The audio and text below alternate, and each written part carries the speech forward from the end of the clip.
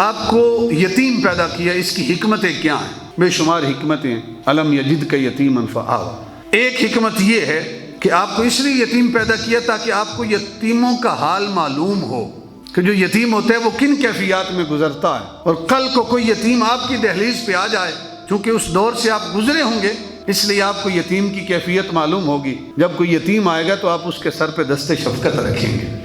ایک حکمت یہ ہے۔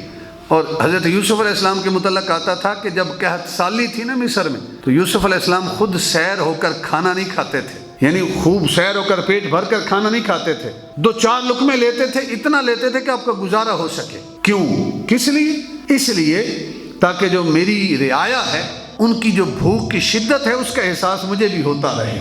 میری رعایا غربت میں زندگی بسر کر رہی ہے، میں بھی سیر ہو کے کھانا نہ کھاؤں، بھوکھا رہوں، مجھے بھی ان کی جو بھوک ہے اس کی شدت کا احساس رہے گا۔ پہلی حکمت یتیمی میں یہ تھی۔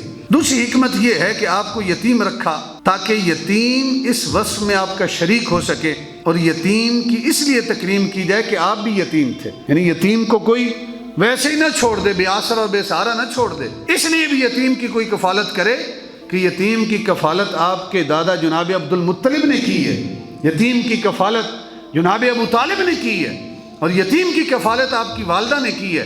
یتیم کی کفالت کوئی کرے اس لیے کرے کہ حضور بھی یتیم تھے، آج میں یتیم کی کفالت کر رہا ہوں اس لیے کہ یہ حضور کی سنت بن جائے گی، حضور کے دادا کی سنت بن جائے گی، حضور کے چچا کی سنت بن جائے گی۔ تیسری جو حکمت ہے وہ یہ کہ جس شخص کے ماں باپ زندہ ہوتے ہیں نا، ماں باپ زندہ ہوتے ہیں، اس کا اعتماد اپنے ماں باپ پر ہوتا ہے، یعنی تھوڑی بہت اونچ نیچ آ جائے وہ کہتا ہے کہ بھئی میرے ماں باپ ہیں۔